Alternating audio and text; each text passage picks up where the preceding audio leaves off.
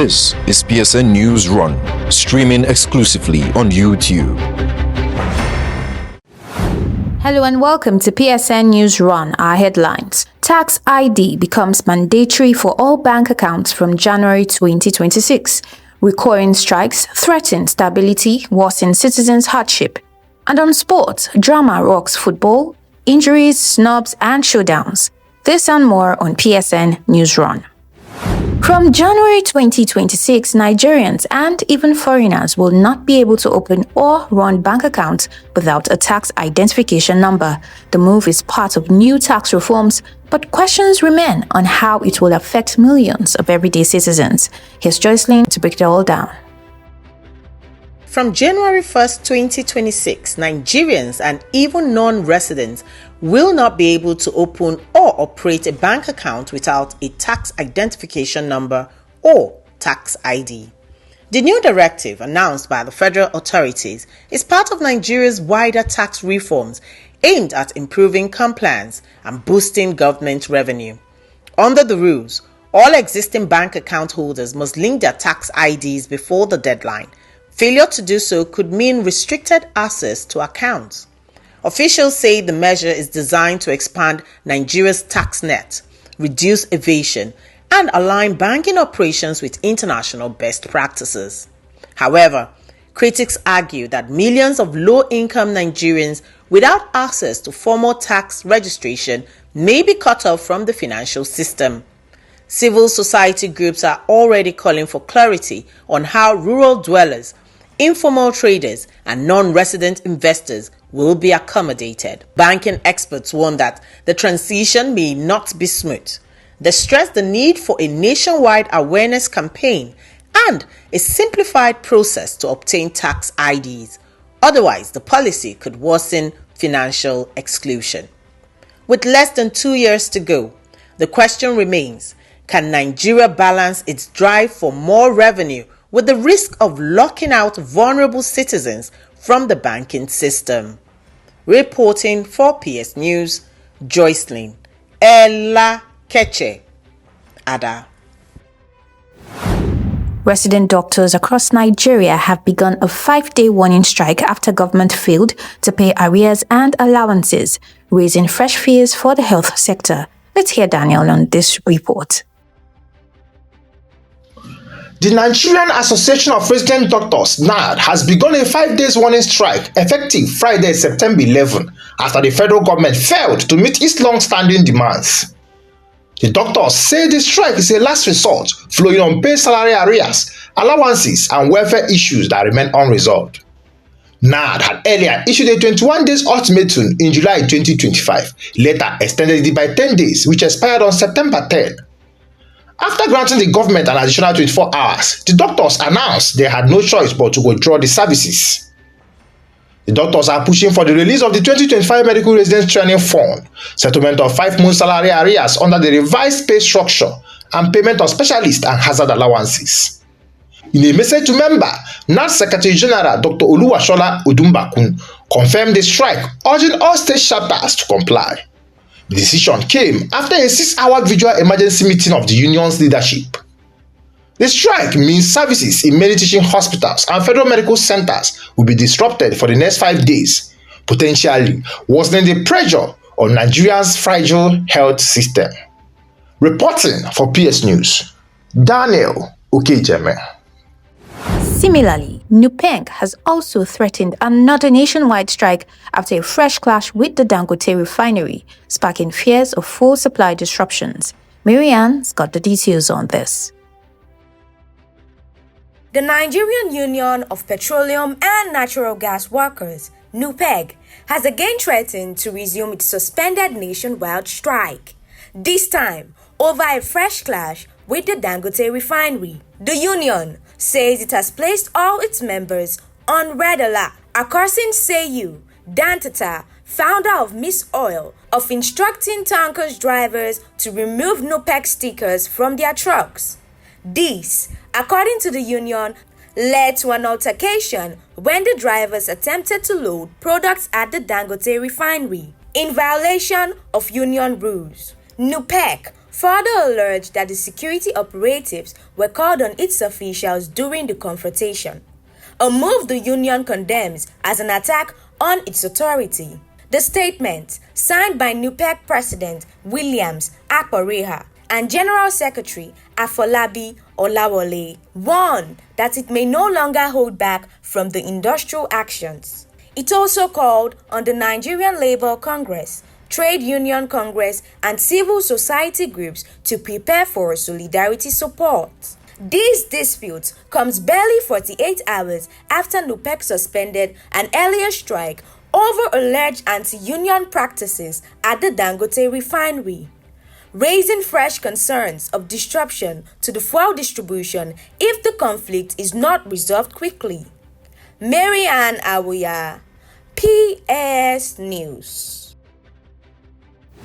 And now to an analysis of Nigeria's recurring strikes in the health and oil sectors, which once again is threatening stability. Joycelyn files in this analysis on the ripple effects and deepening hardship these strikes have on citizens and the economy. Here's her report.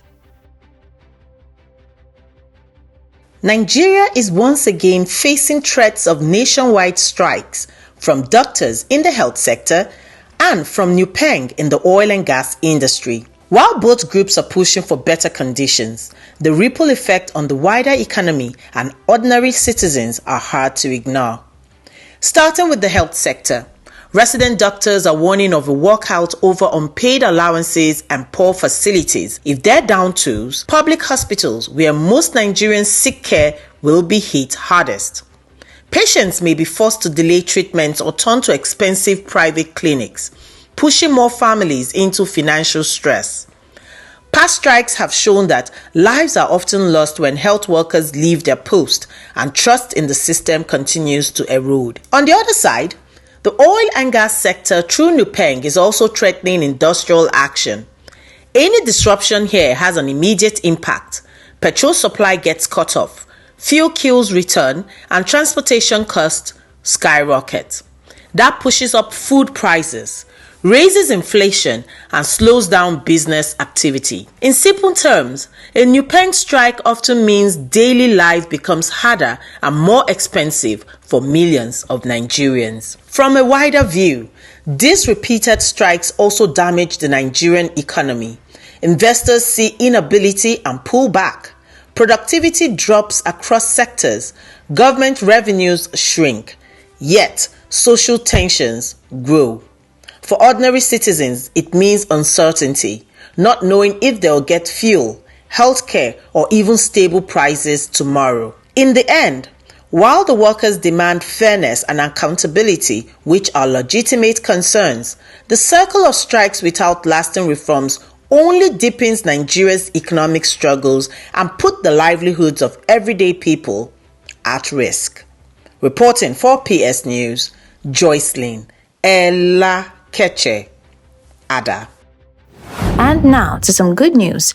Dangote Refinery says it will begin free petrol delivery across 11 states from September 15th, with pump prices set between 841 naira and 851 naira per litre. Here's the report. The Dangote Refinery has announced it will start free direct delivery of petrol to filling stations across Nigeria beginning September 15, a move expected to reshape the country's fuel distribution network. In a statement on its X page, the refinery said the scheme will kick off in 11 states: Lagos, Ogun, Oyo, Ondo, Osun, Ekiti, Abuja, Delta, Rivers, Edo, and Kwara before expanding nationwide. Petrol will be sold at an ex-country price of 820 naira per litre, with retail outlets in Lagos, Ogun, Oyo, Ondo, Osun, and Ekiti getting the product at 841 naira per litre. In Abuja, Delta, Rivers, Edo, Kwara, the pump price will be 851 naira per litre. The refinery also invited petrol station owners nationwide to register for the free delivery scheme and other benefits. This announcement comes after Dangote's acquisition of 4,000 CNG-powered tankers in June to boost fuel transportation across the country. The refinery had earlier projected that its nationwide fuel distribution could save Nigeria over 1.7 trillion naira annually. Experts say, while the free delivery scheme could lower costs for consumers and ease petrol access, it may also disrupt existing players in the downstream sector who rely on transport margins. As the September 15 rollout approaches, Nigerians are watching closely to see if the scheme will deliver real relief at the pumps or spark fresh tensions in the fuel market. Reporting for PS News, Oluwatosin Deba. On state news, we begin with Kano State, whereby the state is considering a bold new employment rule. Private firms may soon have to reserve most jobs for indigents. Supporters say it will fight youth employment, but critics fear it could drive away investors. Marianne tells us what it means for workers and businesses. Her report. The Kano state government is considering a new employment policy that could change how private companies hire workers. According to the proposal, firms operating in Kano may soon be required to reserve 75% of skilled jobs and 100% of unskilled jobs for indigents of the state. Officials say the move is designed to tackle rising youth unemployment and address what they described as a long-standing employment imbalance. If implemented, the policy would significantly reshape the state's labor market. Supporters argue that prioritizing locals will create opportunities for young people struggling to find work, while critics warn that such quotas could discourage investment, limit diversity in workplaces, and possibly conflict Nigerians' constitutional guarantees of equal opportunity. Kano authorities insist the measure is still under review, with consultations ongoing to balance fairness, economic growth, and the rights of all workers. For now, the proposal signals how far state governments may be willing to go in addressing unemployment, a challenge that continues to fuel poverty and insecurity across Nigeria. Marianne Awuya, PS News. Still on state news, police in Nasarawa State have arrested the mother of a newborn abandoned in a bush. The baby was rescued alive and is now receiving medical care while investigations continue. Joycelyn brings us details of this heartbreaking report. The Nasarawa State Police Command has confirmed the arrest of a woman accused of abandoning her newborn in a bush. The incident happened in Uke Karu local government area, where residents discovered the baby and quickly alerted authorities. Police say the child was rescued alive and taken to a hospital for medical care. According to the police spokesperson, the mother has been identified and taken into custody. Investigations are ongoing to determine why she abandoned the baby and whether others were involved. Cases of infant abandonment have been rising in parts of Nigeria, often linked to poverty, stigma, or lack of support for young mothers. Advocacy groups are calling for stronger social safety nets and public awareness campaigns to prevent such tragedies. The rescued child is reported to be in stable condition, while authorities say the mother will be charged once investigations are complete. Reporting for PS News, Joycelyn Ella Keche Ada. And now, on sports, the football world is buzzing with injuries, controversies, and blockbuster fixtures this weekend. Sam is here to break it all down.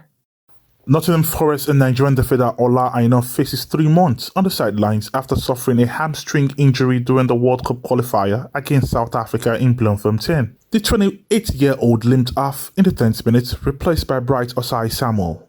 His absence rules him out of Nigeria's October qualifiers and Forest Premier League campaign until December. Forest boss Ange Postecoglou must now reshuffle his defense line, with Nicolo Savona likely to deputise. Aina is expected back before the 2025 AFCON. Real Madrid will once again snub the Ballon d'Or awards this year, continuing his feud with organisers after Vinicius Jr. lost out last season. The Brazilian forward finished second despite the standout campaign with 24 goals and the Champions League triumph, sparking outrage at the club. Reports say tension remain high and Madrid Chiefs have opted to skip the ceremony for the second consecutive year. Newcastle manager Eddie Howe has admitted his relationship with Alexander Isak soared after the striker forced a £125 million move to Liverpool. Howe revealed that communication broke down with Isak went on strike, accusing the club of broken promises. Despite the fallout, Howe praised Isak's contribution but must now rebuild his squad. Injuries to new signing Johan Wieser and Jacob Ramsey had to Newcastle challenge, leaving Nick Watermaid set for a debut against Wolves. This weekend's Premier League fixtures feature big clashes across England. Arsenal vs Nottingham Forest on Saturday, AFC Bournemouth vs Brighton, Everton vs Aston Villa, Crystal Palace vs Sunderland, Fulham vs Leeds United, Newcastle United vs Wolves, West Ham United vs Tottenham Hotspur, Brentford vs Chelsea round up for Saturday.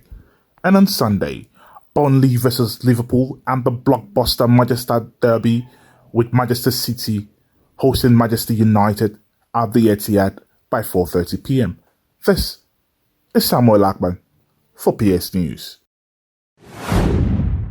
And that's it on PSN Newsrun. I am Oluwatosin Deba. Good evening. You just watched PSN Newsrun, streaming exclusively on YouTube. This is your trusted voice for news that matters. Subscribe, like, share, and stay informed.